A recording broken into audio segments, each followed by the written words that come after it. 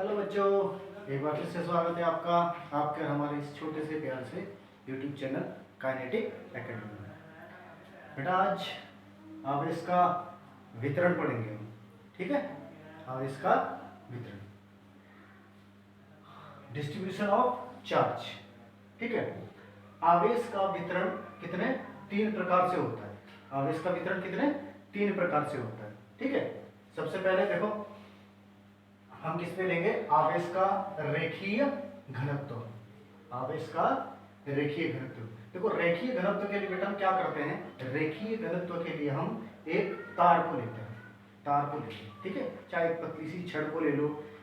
रेखीय घनत्व का मतलब ये बेटा कि हम एक ऐसी तार या ऐसी छड़ को लेंगे जिसकी केवल केवल और केवल लंबाई हो, मतलब जिसकी चौड़ाई ना हम माप सकें।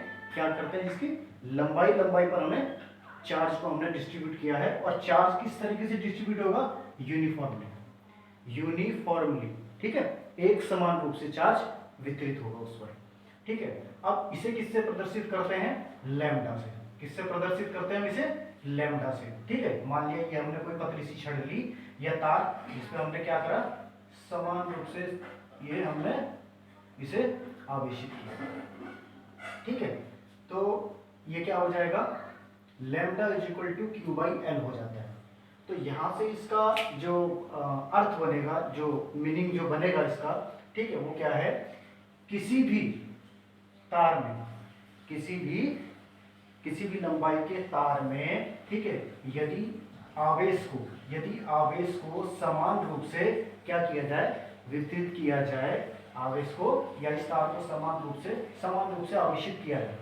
यह आवेश क्या है, इस पर समान रूप से, ठीक है, किया जाए, तो उसमें उपस्थित आवेश और उस तार की लंबाई के अनुपात को क्या कहते हैं, आवेश का रेखीय घनत्व कहते हैं, ठीक है। क्या कहते हैं, आवेश का रेखीय घनत्व। किसे, उसमें उपस्थित चार्ज यानी कि आवेश और उसकी लंबाई के अनुपात को क्या कहते हैं, आवेश का रेखीय घनत्व कहते हैं।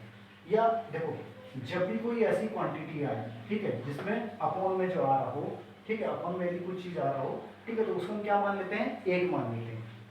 क्या मान लेते हैं, एक मान लेते हैं। इससे भी हमारी परिभाषा बन सकती है, ठीक है। क्या कर देंगे, इकाई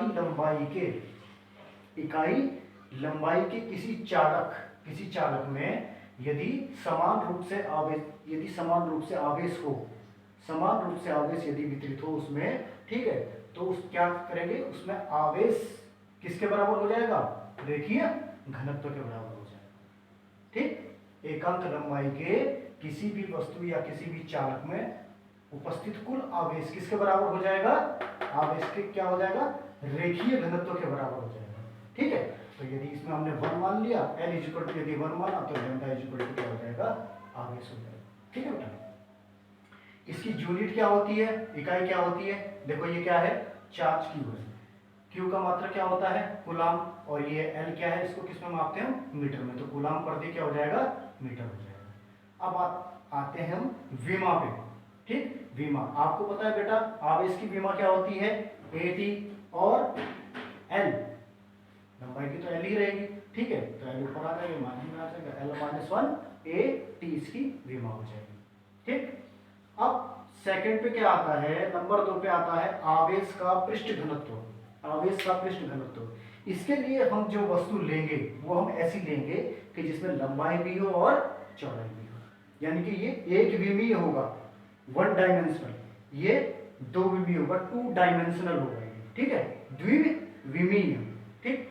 तो इसे किससे, सिग्मा से, इसे क्या बोलते हैं, ये जो एक तरीके से क्या है, ओ के ऊपर एक जो पूंछ निकली हुई, इसे क्या बोलते हैं, सिग्मा। इसे सिग्मा से प्रदर्शित करते हैं, ठीक। ये देखो हमने क्या लिया, ये इस तरीके की कोई चालक लिया, इस तरीके की कोई वस्तु ली, ठीक है। ये क्या है, वृत्त है, गोला नहीं है बेटा, ये एक वृत्त है, ठीक है। गोला क्या होता है, वो तो 3 डायमेंशनल होता है। ये हमने क्या लिया, वृत्त लिया, इस पे समान रूप से हमने आवेशित किया, ठीक, चार्ज के वजह से समान रूप से आवेशित किया। उसके बाद क्या है, इसकी क्या अर्थ बनेगा इसका, ठीक। यदि किसी वस्तु में या क्षेत्रफल, यदि किसी वस्तु के क्षेत्रफल में समान रूप से आवेश हो, तो उसमें उपस्थित कुल आवेश और क्षेत्रफल के अनुपात को क्या कहते हैं? आवेश का पृष्ठ घनत्व कहते हैं। क्या कहते हैं? आवेश का पृष्ठ घनत्व कहते हैं। ठीक, या फिर यहाँ पे भी तुम क्या करोगे, अपॉन में जैसे मैंने कहा था, यदि कोई भी हो इस तरीके की हमारे पास कोई भी फिजिकल क्वांटिटी हो तो उसे अपॉन में यदि कोई चीज आ रही हो, ठीक, उसमें क्या कर लेते हैं हम, एक मानते हैं। अपॉन वाली क्वांटिटी को हमने क्या मान लिया? एक मान लिया। ठीक, तो उससे भी इसकी नई परिभाषा बन जाती है, एकांक रूप से, किसी वस्तु में एकांक रूप से क्या है ये, एकांक रूप से आवेशित क्या, चार्ज। ठीक, और एकांक क्षेत्रफल ए क्या कर दिया हमने, एक मान लिया, यानी कि तो एकांक क्षेत्रफल हो गया। एकांक क्षेत्रफल में उपस्थित कुल आवेश किसके बराबर होता है? आवेश के पृष्ठ घनत्व के बराबर होता है। ठीक है, अब इसकी भी क्या है, यूनिट क्या हो जाएगी, कूलम प्रति क्षेत्रफल। क्षेत्रफल बेटा साइड इंटू साइड, यानी कि मीटर गुणा मीटर। ठीक, और ऐसी इसकी विमा हो जाएगी, क्या हो जाएगी, कूलम की तुम्हें पता ही है क्या है, 80 है, यहाँ भी वही रहेगी, 80 रहेगी। ठीक है, और अपॉन में क्या हो जाएगी, मीटर स्क्वायर, यानी कि लेंथ का स्क्वायर हो जाएगा, पहले ऊपर आ जाएगा -2, इसकी विमा आ गई। ठीक, अब यहाँ से तीसरा जो इसका प्रकार है, आवेश का आयतन घनत्व। आयतन के लिए हम क्या लेंगे, त्रिविमीय आकृति लेंगे कोई भी, त्रिविमीय। तो ये क्या है, गोला है। गोला 3 डायमेंशनल होता है। गोला क्या होता है, 3 डायमेंशनल होता है, तो हमने गोला लिया। ऐसे इसकी परिभाषा बनेगी। ठीक है, किसी भी ऐसी वस्तु या चालक में यदि किसी को इस प्रकार समान रूप से आवेशित किया जाए तो उसमें उपस्थित कुल आवेश तथा उसके आयतन के अनुपात को क्या कहते हैं, आवेश का आयतन घनत्व। इसे हम रो से प्रदर्शित करते हैं। क्या कहते हैं इसे, रो। इसे रो से प्रदर्शित करते हैं। और ऐसे इसमें भी यदि क्या कर लेंगे हम, v की जगह यदि हम एक मान लेंगे, ठीक है, तो एकांक आयतन में उपस्थित कुल आवेश किसके बराबर होता है, उसके आवेश के आयतन घनत्व के बराबर होता है। ठीक है, तो 1 मान लेंगे, तो यानी कि रो इज इक्वल टू 1, यही परिभाषा इसकी बन गई। ठीक है, अब इसका क्या होता है, यूनिट क्या होती है, इसकी इकाई क्या होती है, इकाई वही आवेश की तो क्या है, कूलम। ठीक है, आयतन क्या होता है, आयतन तुम्हें पता है कि त्रिविमीय है, तो तीनों साइड की मल्टीप्लाई होगी, तो यानी कि मीटर का क्यूब हो गया। ठीक है, इसकी विमा कितनी हो जाएगी, वही है, देखो कूलम की कितनी है 80, और मीटर क्यूब यानी कि लेंथ का क्यूब हो गया। ठीक है, यानी ये ऊपर आ जाएगा, तो 3 क्या पावर माइनस में आ जाएगी, तो L-3 80।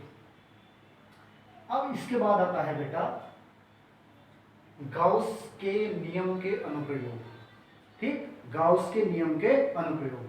अभी हमने क्या पढ़ा, आवेश 3 प्रकार से वितरित होता है। ठीक है, तो जहां भी चार्ज डिस्ट्रीब्यूशन होगा वो 3 प्रकार से होगा।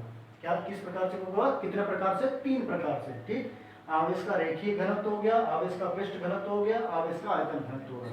ये किसके लिए, केवल जहां केवल लंबाई की बात की जाए, ये जहां क्षेत्रफल की बात की जाए, और आयतन घनत्व किसके लिए, जहां पे आयतन की बात की जाए, एक विमीय, द्विविमीय और वो त्रिविमीय।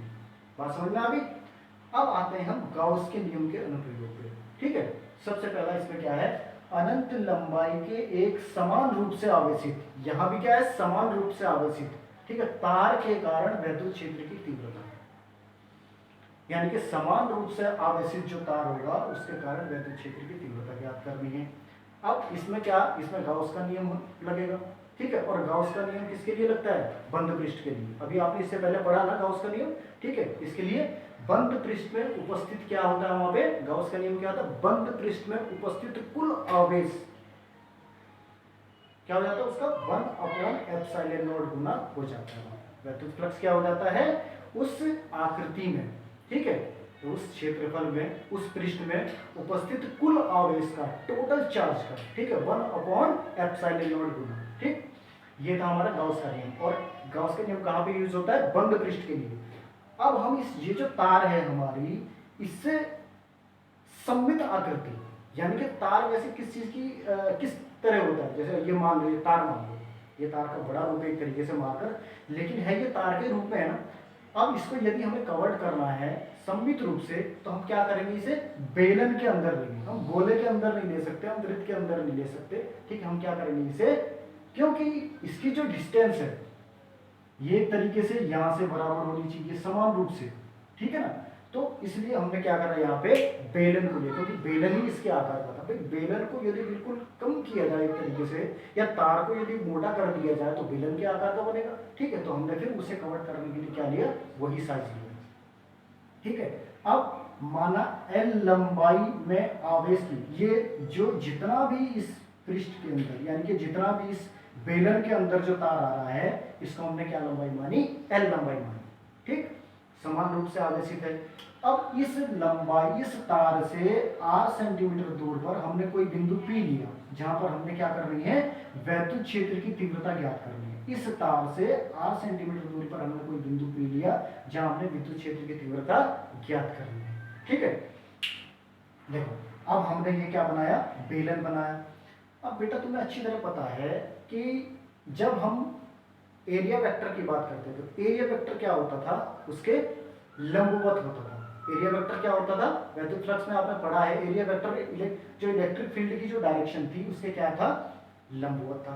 अब यहाँ पे देखो जरा, देखो यहाँ पे, तो यहाँ पे क्या है, अगर हम इस, देखो ये है बेलन का आकार। ठीक है, अब इलेक्ट्रिक फील्ड की डायरेक्शन क्या है, इलेक्ट्रिक फील्ड की डायरेक्शन ये है, इलेक्ट्रिक फील्ड की डायरेक्शन ये है। अगर हम इस वाले पृष्ठ की बात करते हैं, केवल इस वाले पृष्ठ की बात करते हैं, तो इलेक्ट्रिक फील्ड की डायरेक्शन तो ये है, और यहाँ पे एरिया वेक्टर की डायरेक्शन भी किधर रहेगी, यहाँ पे एरिया वेक्टर की डायरेक्शन भी इधर ही रहेगी, तो उनके बीच का एंगल क्या बनेगा, 0। अगर हम इस वाले पृष्ठ की बात करते हैं, ऊपर और नीचे वाले पृष्ठ की बात, इलेक्ट्रिक फील्ड की डायरेक्शन ऐसे है। ठीक है, एरिया वेक्टर की डायरेक्शन का कहाँ रहेगी, ऊपर रहेगी, लंबवत रहेगी ना, तो ऊपर रहेगी, तो वो एंगल कितने का बनेगा, 90 डिग्री का एंगल बनेगा। ठीक है, तो अब माना L लंबाई में आवेश कितना है, आवेश आपको पता है Q है। ठीक है, समान रूप से आवेश है तो हमने Q माना उसे। ठीक है, अगर हम इसे इकाई में लें, इकाई लंबाई में आवेश कितना हो जाएगा, इकाई लंबाई में आवेश कितना हो जाएगा, Q/L हो जाएगा। और इकाई रूप में जो आवेश होता है, इकाई रूप में आवेश जो होता है उसे हम किससे प्रदर्शित करते थे, लैम्डा से, क्योंकि लैम्डा इज इक्वल टू क्या हो जाता है, Q/L। Lambda is equal to क्या है, Q/L, तो इसे हम क्या मान लेंगे, ठीक है, lambda is equal to Q/L। यहाँ से हम आवेश का मान Q is equal to lambda L और इक्वेशन नंबर 1 मान लेते हैं, ये आगे हमारे काम आएगी। ठीक है, मान, ठीक है, तो Q इज इक्वल टू क्या हो गया, लैम्डा इंटू L। अब आते हैं हम इस पे जिसकी अभी हम बात कर रहे थे। ठीक है, बंद पृष्ठ की बात, बेलनाकार बंद पृष्ठ से गुजरने वाला कुल फ्लक्स, बेलनाकार बंद पृष्ठ गुजरने वाला कुल फ्लक्स। अब जितना भी फ्लक्स निकल रहा है वहां से, कुल फ्लक्स का मतलब सबको ऐड ही तो करना है हमें, कुल फ्लक्स का मतलब ऐड करना है। तो कहां कहां से फ्लक्स निकल रहा है, ये निकल रहा है, ये डायरेक्शन है, ऊपर वाली डायरेक्शन और ये इधर वाली डायरेक्शन, चाहे इधर वाली चाहे इधर वाली, एक ही बात है। जहां भी आपने, जिस बिंदु पर भी आपको वैद्युत क्षेत्र की तीव्रता ज्ञात करनी। ठीक है, अब ये देखो, फाइव इज इक्वल टू 5 1 5 2 5 3, ये वाली डायरेक्शन क्या होगी, इधर चलो हमने 5 3 मान ली, ये ऊपर की डायरेक्शन क्या होगी, 5 1 होगी, नीचे के लिए क्या हो गया, वैद्युत फ्लक्स 5 2 मान लिया हमने। ठीक है, इसके तीन पृष्ठों से 5 1। अब बात आती है 5 1 की, 5 1 का देखो 5 1 भी 5 1 में, और 5 इज इक्वल टू क्या होता था, E a cos थीटा, आपने पढ़ा है ना वैद्युत फ्लक्स में E a cos थीटा, पाई का सूत्र ये होता था। ठीक है, अब यहाँ पे E a जब cos थीटा होगा, थीटा की जगह क्या है एंगल, यहाँ पे 5 1 पृष्ठ के लिए, इस वाले पृष्ठ के लिए इलेक्ट्रिक फील्ड की डायरेक्शन ये होगी, इलेक्ट्रिक फील्ड की डायरेक्शन ये हो गई, और एरिया वेक्टर की कितनी है, ये इसकी फ्लक्स वाली कितनी डायरेक्शन, ये वाली, यहाँ एंगल कितना का बन गया, 90 डिग्री का बन गया। तो cos 90 का मान कितना होता है, cos 90 का मान 0 होता है, तो इसलिए 5 1 भी 0 होगा। 5 2 को भी यही कहानी है, देखो E ये इधर हो गया, E और ये इधर हो गया, वैद्युत फ्लक्स की डायरेक्शन, तो ये भी कितना एंगल बन गया, 90 डिग्री का एंगल बन गया, ये भी 0 हो जाएगा 5 2। 5 3 क्या होगा, ये इसी के डायरेक्शन में, 5 3 क्या है, इसी के डायरेक्शन में, E a cos 0, cos 0 का मान क्या होता है, 1 होता है, cos 0 का मान कितना होता है, 1। ठीक है, तो इसलिए अब हमने, अब देखो, अब फाई इज इक्वल टू क्या होता था, Q/ε0। भाई विद्युत फ्लक्स में क्या होता था, विद्युत फ्लक्स क्या होता था, कुल आवेश बटे क्या होता था, ε0। तो फाई की जगह हमने क्या रख दिया, Q/ε0। ठीक है, ये 0 था, ये 0 था, E electric field into area क्या होगा इसका बेटा, इसका क्या होगा, इसका पृष्ठ का फार्मूला क्या होता है, बेलन के पृष्ठ का जो फार्मूला होता है, क्षेत्रफल क्या जो इसका वक्र पृष्ठ का जो क्षेत्रफल होता है वो क्या होता है, 2πRh होता है। और यहाँ हमने, लेकिन ये L है तो H मान लो L, लेकिन हमने यहाँ जब L मान रखा तो हम यहाँ L ए की जगह आ गया, cos 0 का मान 1 हो गया। इस प्रकार ये क्या बना, E इक्वल टू, अब 2 पाई E, इसको हमने क्या लेंगे यहाँ पे अपॉन में लेंगे, तो ये क्या बन गया 2 पाई एप्सिलॉन नॉट R और Q अपॉन L। अब Q अपॉन L को हमने अलग से क्यों लिख दिया, क्योंकि Q अपॉन L हमारा क्या होता है, लैम्डा होता है। Q अपॉन L क्या होता है हमारा, लैम्डा। इस Q अपॉन L की जगह हम क्या रख देंगे, लैम्डा रख दिया हमने, बाकी सब वही के वही आ गया। अब ये जो 1/2 एप्सिलॉन नॉट है, अगर हम इसे 1/4 एप्सिलॉन नॉट कर दें तो ये किसका मान होता है, K का मान होता है।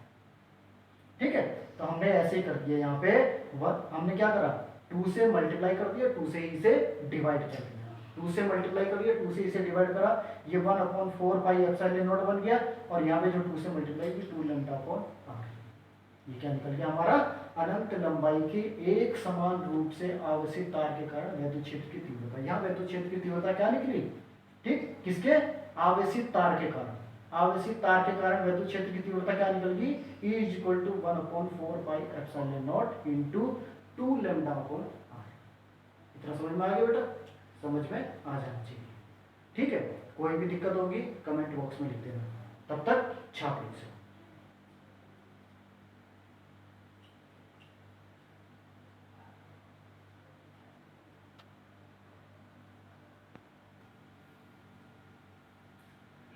अब बेटा रैखिक आवेश से रिलेटेड एक न्यूमेरिकल देखते हैं। ठीक है, देखो थ्योरी से सब कुछ हासिल नहीं होने वाला बेटा, जब तक आप न्यूमेरिकल नहीं सीखेंगे तब तक कुछ नहीं हो पाएगा फिजिक्स में। ठीक है, न्यूमेरिकल्स यदि आप सीख लोगे साथ तो थ्योरी तो आप अपने आप ही बना लोगे। ठीक है, इसलिए न्यूमेरिकल बहुत जरूरी है। चलो ठीक है, आते हैं न्यूमेरिकल पे। क्वेश्चन है, कोई अनंत रैखिक आवेश, ठीक, कोई अनंत रैखिक आवेश 2 सेंटीमीटर की दूरी पर, ठीक, 9 × 10⁴ न्यूटन अपॉन कूलम का वैद्युत क्षेत्र उत्पन्न करता है। रैखिक आवेश घनत्व ज्ञात करो। रैखिक आवेश घनत्व यानी कि लैम्डा ज्ञात करना है। क्या ज्ञात करना है हमको, लैम्डा ज्ञात करना है। ठीक है, R इक्वल टू 2 सेंटीमीटर है, इसको हम मीटर में कन्वर्ट करेंगे 10⁻² हो जाएगा। E इक्वल टू हमें पहले से ही पता है कितना है, वैद्युत क्षेत्र 9 × 10⁴ न्यूटन प्रति कूलम। ठीक है, लैम्डा हमें ज्ञात करना है, रैखिक आवेश घनत्व में ज्ञात करना है। तो अभी हमने फार्मूला निकाला ये लैम्डा का 1। ठीक है, कौन सा वाला फार्मूला, लैम्डा से रिलेटेड हमारे पास फार्मूला आया है, उसमें हमने जब वैद्युत क्षेत्र ज्ञात करना था। ठीक है, तो E equal to 1/4 pi epsilon naught 2 lambda upon R। ठीक है, यहाँ पे हमारे पास E की वैल्यू दी गई है 9 × 10⁴, 1/4 पाई एप्सिलॉन नॉट की वैल्यू आपको पता है 9 × 10⁹। ठीक है, हमने ये मान यहाँ रखा। ठीक, लैम्डा की वैल्यू हमें फाइंड करनी है, ये 2 है, ये 2। R की पावर कितनी थी, ये देखो, ये 2 × 10⁻², ये हमने रखा। 2 से 2 कैंसिल हो गया। ठीक है, इस 9 से ये 9 कैंसिल हो गया। अब कितने, नीचे 10 की पावर, देखो 10 की पावर 4 है, ये 4 भी यहाँ के क्या हो जाएगा, माइनस में आ जाएगा। ठीक है, अब ये क्या हो जाएगा, 10 की पावर क्या हो जाएगा, -7 हो जाएगा। 10 की पावर क्या हो जाएगा, -7 हो जाएगा। ठीक है बेटा,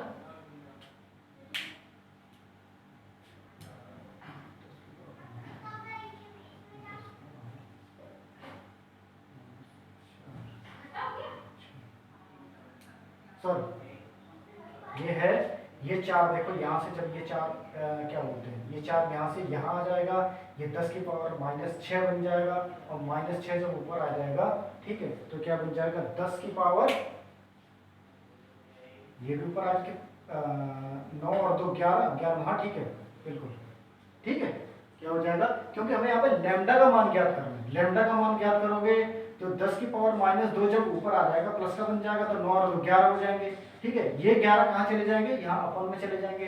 ठीक है, ये अपॉन में चले जाएंगे, जब ये ऊपर आएंगे, जब ये ऊपर आएंगे तो ऊपर क्या हो जाएगा, -11 और 7 क्या हो जाएगा, -7, -11 और -11 और प्लस का 4 क्या हो जाएगा, लैम्डा की पावर -7। ठीक है, अब आ जाओ, अनंत विस्तार की समतल आवेशित चादर के कारण वैद्युत क्षेत्र की तीव्रता। अभी हमने तार के कारण करी थी क्या, अभी इससे पहले, अब क्या है, आवेशित चादर के कारण। कोई आवेशित चादर है हमारे पास, ठीक है, ये इस फॉर्म में है, चादर है हमारे पास, ये किस फॉर्म में है, इस फॉर्म में। ठीक है, चादर जैसे मान लिया हम इसको मान लेते हैं ये चादर है, ठीक है। इसके लिए अब हमें क्या है, चादर है तो हमें एक बंद पृष्ठ की जरूरत है, हमें गॉस की प्रमेय से ही हमें फाइंड करना है, नहीं गॉस की प्रमेय से ही हमें फाइंड करना है, ठीक है। तो हमने इसमें क्या मान लिया, इस चादर का जो देखो टुकड़ा कटेगा अंदर से, इस चादर का टुकड़ा जब कटेगा, इस चादर को जब हम काटेंगे अंदर से टुकड़ा इसका क्या, ये वृत्त के आकार का कटेगा। किसके आकार का कटेगा, वृत्त के आकार का कटेगा, ठीक है। बंद पृष्ठ, इसको हमने बंद पृष्ठ के अंदर, वैसे हम इसको तो ले नहीं सकते बंद पृष्ठ के अंदर, लेकिन यहां से हम जो इसका टुकड़ा काटेंगे, ठीक है, ये किसके, वृत्त के आकार का होगा। यदि हम एक बेलन को, यदि हम क्या करते हैं, देखो अगर एक बेलन को हम क्या करते हैं, छोटे छोटे टुकड़ों में यदि हम काटें तो यह क्या है, वृत्त क्या, बहुत सारे वृत्तों के आकार में कटेगा ना, बहुत सारे वृत्तों के आकार में कट जाएगा, ठीक है। तो इस प्रकार माना ए क्षेत्रफल में वितरित आवेश, आवेश समान रूप से आवेशित है, कितना है, Q है। अब देखो यहां पे जो है इस ये तीन हमारे पास, ये तीन वैद्युत फ्लक्स की ये जो तीन स्थिति है, ठीक है। एक यहाँ पे ये इसके पृष्ठ पर, ये इसकी यहाँ पे क्या है, इलेक्ट्रिक फील्ड, और जो देखो ये इस तरीके से है, इस तरीके से है। अब यहाँ पे क्या है, इलेक्ट्रिक फील्ड की डायरेक्शन भी यही है, इलेक्ट्रिक फील्ड की डायरेक्शन भी यही है, और एरिया वेक्टर की डायरेक्शन भी यही है, तो थीटा बराबर 0 हो जाएगा, ठीक है। ऐसे ही इधर की, ऐसे ही इधर की भी है, ठीक है। इलेक्ट्रिक फील्ड की डायरेक्शन भी यही है और एरिया वेक्टर की डायरेक्शन भी यही है, यहाँ भी क्या हो जाएगा, एंगल 0 हो जाएगा। अब बात आती है जब हम इस वाले पृष्ठ की बात करते हैं, ठीक, तो यहाँ पे क्या हो जाएगा, एरिया वेक्टर ऊपर की तरफ है और इलेक्ट्रिक फील्ड इधर की तरफ है, तो angle between electric field and area कितना होगा, theta is equal to 90 degree हो जाएगा, ठीक है। तो यहाँ पे हमारे पास क्या है, एकांक क्षेत्रफल में वितरित आवेश Q अपॉन A, अभी इससे पहले हमने पढ़ा, ठीक है। एकांक क्षेत्रफल में वितरित आवेश क्या था, वो आवेश का कौन सा घनत्व था, पृष्ठीय घनत्व, ठीक है। तो एकांक क्षेत्रफल में वितरित आवेश कितना था, ये sigma is equal to Q upon A हो जाएगा, ठीक है। तो बंद पृष्ठ से गुजरने वाला विद्युत फ्लक्स वही है, phi is equal to φ1 plus φ2 plus φ3, ठीक है। ये E A cos थीटा, देखो φ1 के लिए E A cos थीटा बराबर क्या आ जाएगा, 0 आ जाएगा। ये वाला φ1 है, ये φ2 है, इलेक्ट्रिक फील्ड वैद्युत बल रेखाएं, यानी कि वैद्युत बल रेखाएं तो है ये, ठीक है। तो वैद्युत फ्लक्स के बारे में अभी आपने पढ़ा भी है। तो φ1 क्या हो जाएगा, यहाँ पे cos 0 की वजह से 1 हो जाएगा, ये भी cos 0 1 हो जाएगा, वहां पे क्या हो जाएगा, cos 90 की वजह से वो 0 हो गया, ठीक है। φ3 ये है ना, φ3 की डायरेक्शन ये और ये थी, तो ये क्या हो गया, 0 हो गया, ठीक है। अब cos 0 क्या होता है, 1 होता है, तो यानी कि EA और EA बराबर कितना हो गया, 2EA। अब आते हैं गॉस की प्रमेय हमारी क्या कहती है, y इज इक्वल टू क्या होता है, Q अपॉन एप्सिलॉन नॉट, ठीक। ये phi Q upon epsilon naught is equal to 2E। यहाँ से हम इलेक्ट्रिक फील्ड, भाई इलेक्ट्रिक फील्ड की तो हमने ज्ञात करनी थी, ठीक है। इलेक्ट्रिक फील्ड हम क्या हो जाएगा, E इज इक्वल टू बाकी सब जो है ये अपॉन में चला जाएगा, ठीक है, अपॉन में चला जाएगा। तो Q अपॉन A को हम क्या लिख देंगे, वापस सिग्मा लिख देंगे, क्योंकि Q अपॉन A क्या होता है, सिग्मा होता है। तो E is equal to sigma upon 2 epsilon naught. और यदि आप इसको चार्ज के फॉर्म में लिखना चाहते हैं, ठीक है, तो E इज इक्वल टू, ये हमारे पास पहले आ ही रखा है, Q upon A 2 epsilon naught, ठीक है। ये इसलिए अलग अलग आपको, क्योंकि अगर न्यूमेरिकल किसी भी स्थिति में आ जाता है, ठीक है, चार्ज के फॉर्म में आएगा तो फिर आपको ये वाला फार्मूला लगाना है। इस फॉर्म में यदि दिया हुआ है, पहले से दिया हुआ है, तो ये वाला फार्मूला लगाना है, ठीक है। अब बात आती है, देखो हमने यहाँ पर दो हमारे पास आवेशित चादर है, हमारे यहाँ पे कितने हैं, हमने 3 बिंदु ये लिए, P Q और R। Q बिंदु हमने बीच में लिया, R बिंदु इधर लिया और P बिंदु इधर लिया। अगर हम यहाँ तीनों पर परिणामी तीव्रता ज्ञात करें तो किस प्रकार ज्ञात करें, ठीक है। तीनों बिंदुओं पर परिणामी तीव्रता ज्ञात करने के लिए देखो, जब अगर हम यहाँ की बात करें, R की बात, ठीक है, तो R में इलेक्ट्रिक, देखो अगर यहाँ पे पॉइंट है, यहाँ पे चार्ज है, तो ये वाली जो चार्ज है, पॉजिटिव चार्ज है, ये क्या करेगा, इसको इधर की तरफ रिपेल करेगा, प्रतिकर्षित करेगा, धक्का मारेगा उधर की तरफ। ऐसे ही ये वाली चादर भी क्या करेगी, यहाँ वाली इलेक्ट्रिक फील्ड भी इसको इधर की तरफ धक्का मारेगी, ठीक। अगर हम बात करें Q की, Q पॉइंट की यदि हम बात करते हैं, तो Q पॉइंट पे क्या करेगी, ये वाली जो है ये पॉजिटिव चार्ज है, ये वाला पॉजिटिव चार्ज, ये इस चार्ज को यानी कि ये वाली जो पॉजिटिव जो चादर है ये इस चार्ज को क्या करेगी, पॉजिटिव चार्ज के कारण रिपल करेगी। ये वाली चादर इधर को रिपल करेगी और ये वाली इसे इधर को रिपल करेगी। तो ये E2 इधर को हो जाएगा और E1 की डायरेक्शन इधर हो जाएगी। अब बात आती है P पॉइंट की। जो P पॉइंट पे चार्ज है इस पे जो है E1 इसके कारण जो है इलेक्ट्रिक फील्ड की डायरेक्शन किधर रहेगी, इधर ही रहेगी। भाई जो भी हम टेस्ट चार्ज लेते हैं वो पॉजिटिव लेते हैं, ठीक है। तो यहाँ से पॉजिटिव को क्या करेगा, रिपल करेगा। जैसे जो पोजीशन में आती है वही बिल्कुल यहाँ पर रहेगी, ठीक है। अब हम परिणामी क्या करते हैं, परिणामी ज्ञात करेंगे। परिणामी तीव्रता बिंदु P पर, अब जब दोनों एक ही डायरेक्शन में रहेंगी तीव्रताएं तो क्या हो जाएगी, दोनों प्लस हो जाएंगे, ठीक है। ऐसे ही परिणामी बल हुआ करता था, जब एक ही डायरेक्शन में होता था तो दोनों को क्या कर देते, प्लस कर देते। तो E is equal to E1 plus E2, दोनों ऐड हो जाएंगे, ठीक है। 2 से 2 कैंसिल हो जाएगा और सिग्मा अपॉन एप्सिलॉन नॉट, ठीक। बिंदु Q पर अब जब दोनों अपोजिट डायरेक्शन में, एक इधर को खींच रहा है एक इधर को खींच रहा है, तो क्या होगा, दोनों को माइनस करना पड़ेगा, दोनों को माइनस कर, बस दोनों को माइनस करेंगे। जब यहाँ पे दोनों बराबर थे तो माइनस करके क्या दोनों जीरो हो जाएंगे। या यदि एक ज्यादा हो और एक कम हो तो माइनस करके पता चल जाता है, बड़े वाले की वैल्यू पता चल जाती है, ठीक है। लेकिन यहाँ दोनों क्या थे, बराबर थे, तो यहाँ पे इलेक्ट्रिक फील्ड कितनी आ जाएगी, जीरो आ जाएगी, ठीक। अब बिंदु R पर यदि हम ज्ञात करते हैं, बिंदु R पर भी वही कंडीशन है जो क्या इस पर थी, P पर थी, यानी कि ये भी दोनों क्या हो जाएंगे, जुड़ जाएंगे, ठीक है बेटा। तो आज तक के लिए इतना ही काफी है। Bye bye, take care.